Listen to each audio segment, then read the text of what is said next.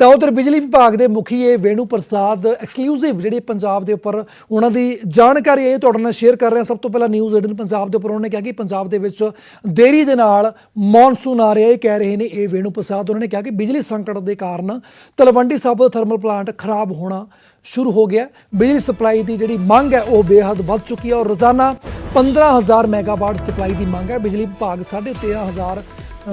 जोड़ा मैगावाट वो सप्लाई कर रहा है और ट्रांसफर ओवरलोडिंग भी बिजली संकट का कारण बनी हुई है और बिजली कट के नाल छेती लोगों को राहत मिलेगी, ये कहा ये वेणु प्रसाद ने।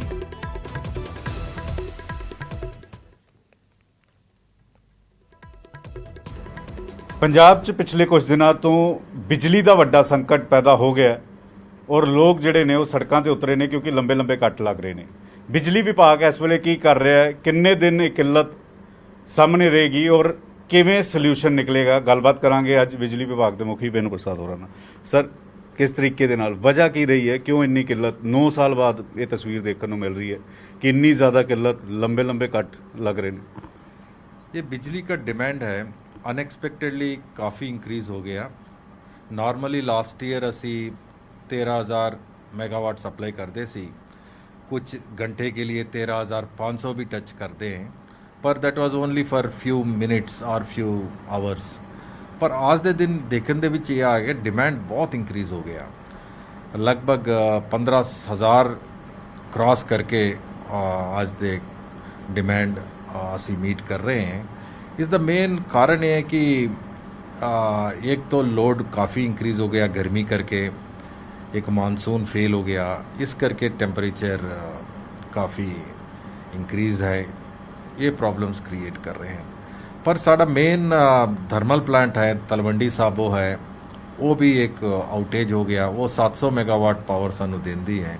वो भी खराब हो चुके हैं। एक बीबीएमबी में रिजर्वायर लेवल्स में भी कट है, एज ए रिज़ल्ट की हो रही कि इरिगेशन है वो भी पानी नहीं मिल रहे और जो जनरेशन है पावर जनरेशन जो बीबीएमबी से होना है वो भी नहीं हो पा रहे। इना कारणा करके जो डिमांड है और सप्लाई है बीच में थोड़ा सा गैप है। उसनू देखते हुए असी काफ़ी कुछ मेजर्स ले लिया। दफ्तरां दा टाइमिंग्स चेंज करवाया गवर्नमेंट ऑफ पंजाब से, हुण 8 बजे से लेके 2 बजे तक दफ्तर चल रहे हैं। लुधियाना और Jalandhar industry no only large industry, हर एक इंडस्ट्री नहीं है, जो लार्ज इंडस्ट्री है उन्होंने 3 दिन वीकली ऑफ असी डिक्लेयर किया। उस दे नाल सानू लगभग 1,000 मेगावाट का रिलीफ मिला। सो लास्ट 3 डेज से मैं ये कहना चाहता कि कोई भी पावर कट असी डोमेस्टिक सेक्टर में इंपोज नहीं किया। एग्रीकल्चर नो लगातार 8 घंटे बिजली लास्ट 3 डेज से असी दे रही है,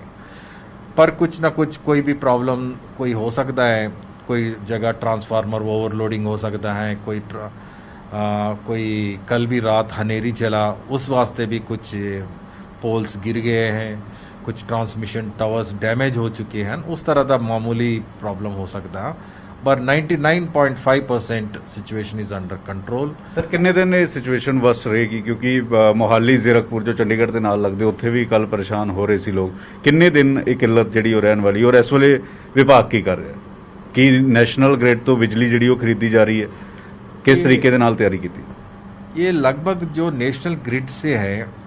पिछले साल 6,400 मेगावाट सानू कॉरिडोर मिलते सी। इस बार डिपार्टमेंट ने बहुत मेहनत करके ये कॉरिडोर नो 7,300 तक इंक्रीज करवाया। इसका मतलब ये है कि 7,300 मेगावाट तक असी नेशनल ग्रिड तो असी पावर लेके आ सकते हैं। सो आज दे दिन असी 3,000 मेगावाट तक असी सेंट्रल सेक्टर तो ले रहे हैं,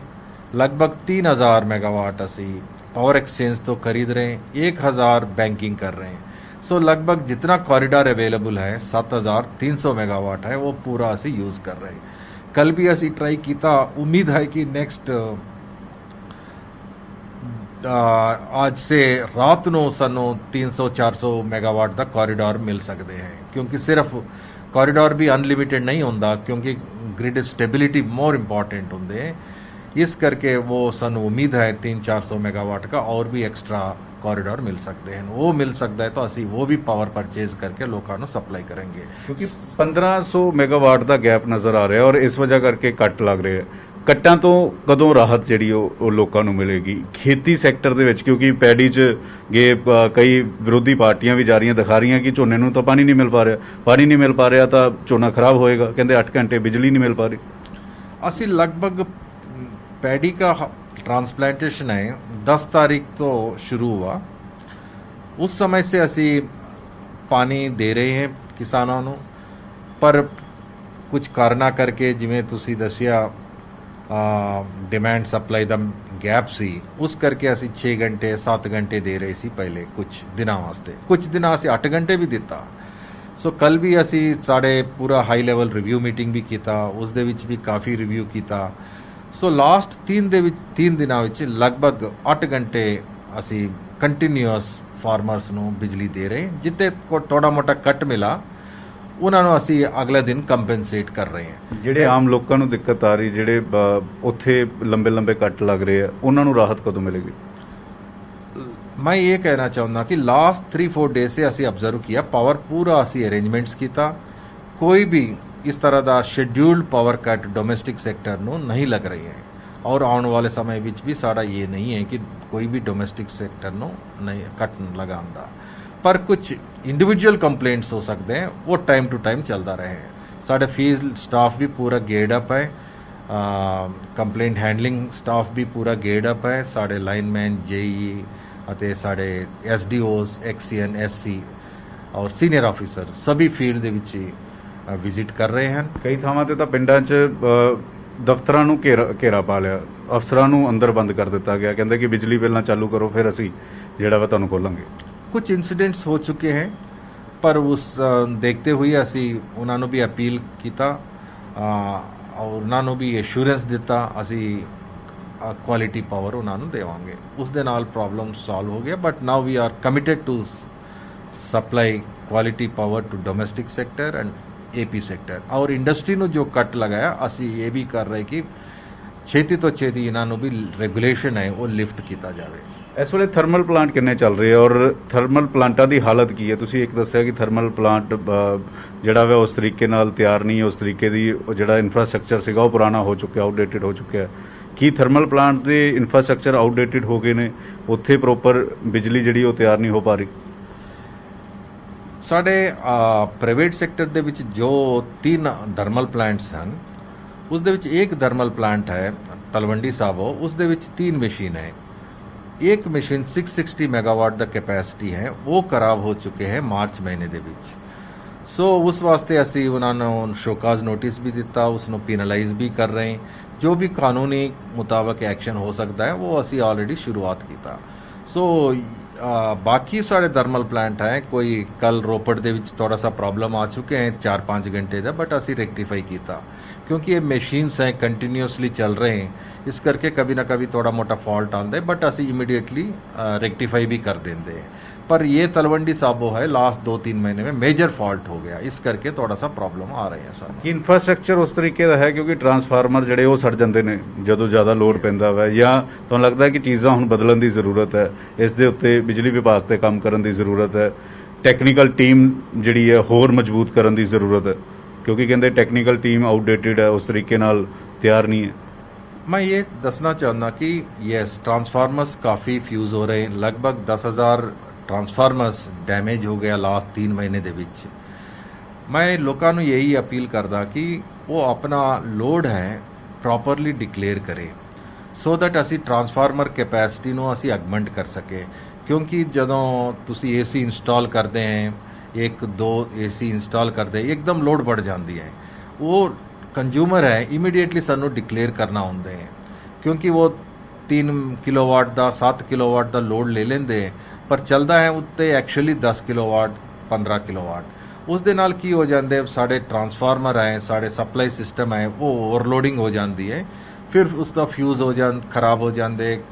ਦੈਨ ਫੇਲਿਊਰ ਹੋ ਜਾਂਦੇ ਟਰਾਂਸਫਾਰਮਰ ਸਿਸਟਮ ਫੇਲਿਊਰ ਹੋ ਜਾਂਦੇ ਇਸ ਕਰਕੇ ਉਹਨੂੰ ਰਿਪੇਅਰ ਕਰਨ ਵਾਸਤੇ ਫਿਰ ਟਾਈਮ ਲੱਗ ਜਾਂਦੀ ਹੈ ਇਸ ਦੇ ਨਾਲ ਫਿਰ ਲੋਕਾਂ ਨੂੰ ਥੋੜਾ ਸਾ ਦਿੱਕਤ ਪੇਸ਼ ਕਰਨਾ ਹੁੰਦਾ ਹੈ ਭਾਖੜਾ ਡੈਮ 'ਚ ਵੀ ਪਾਣੀ ਦੀ ਦਿੱਕਤ ਹੈ, ਕਿੰਨੀ ਪਾਣੀ ਦੀ ਦਿੱਕਤ ਆ ਰਹੀ ਹੈ ਔਰ ਮਾਨਸੂਨ ਦਾ ਵੀ ਇੰਤਜ਼ਾਰ ਇਸ ਵੇਲੇ ਕੀਤਾ ਜਾ ਰਿਹਾ? बाकड़ा ਦੇ ਵਿੱਚ ਪਾਣੀ का ਰਿਜ਼ਰਵਾਇਰ ਲੈਵਲ ਹੈ ਲਾਸਟ ਈਅਰ ਦੇ ਕੰਪੇਅਰ ਕਰੇ ਤਾਂ ਕਾਫੀ ਘੱਟ ਹੈ 30-40 फीट ਘੱਟ ਹੈ ਜਦੋਂ ਪਾਲੀ का ਰਿਜ਼ਰਵਾਇਰ ਲੈਵਲ ਥੋੜਾ ਸਾ ਵੀ ਇੰਪਰੂਵ ਹੋ ਜਾਂਦੀ ਹੈ ਰੇਨਸ ਕਰਕੇ ਔਰ ਸਨੋ ਮੈਲਟ ਹੋ ਕੇ ਮੈਨੂੰ ਉਮੀਦ ਹੈ ਕਿ ਪੂਰੇ ਪਾਵਰ ਜਨਰੇਟ ਕਰ ਦੇंगे। ਆਖਰੀ ਸਵਾਲ, ਹੁਣ ਵਿਭਾਗ ਅਗਲੇ ਦਿਨਾਂ 'ਚ ਕਰੇਗਾ ਕਿ ਕਿਹੜੇ ਸਟੈਪ ਜਿਹੜੇ ਉਹ ਤੁਹਾਡੇ ਵੱਲੋਂ ਚੁੱਕੇ ਜਾ ਰਹੇ, ਕਿਹੜੇ ਫੈਸਲੇ ਤੁਹਾਡੇ ਵੱਲੋਂ ਚੁੱਕੇ ਜਾ ਰਹੇ ਇਸ ਵੇਲੇ? ਅਸੀਂ ਨੈਕਸਟ 3-4 ਡੇਜ਼ ਦੇ ਵਿੱਚ ਸੋਲਾਰ ਦਾ ਜੋ ਕੋਰੀਡੋਰ ਅਵੇਲੇਬਲ ਹੋ ਜਾਂਦੇ ਰਾਤ ਨੂੰ ਉਸ ਦੇ ਵਿੱਚ ਅਸੀਂ ਕੋਸ਼ਿਸ਼ ਕਰ ਰਹੇ ਕਿ ਅਨਦਰ 500 ਮੈਗਾਵਾਟ ਸੈਂਟਰਲ ਗ੍ਰਿਡ ਤੋਂ ਲੈ ਕੇ ਆ ਕੇ ਪਾਵਰ ਸਪਲਾਈ ਕੀਤਾ ਜਾਵੇ और सरकारी दफ्तरों में असी ऑलरेडी रिक्वेस्ट भेजा है कि एसीज घट यूज़ करें। Similarly malls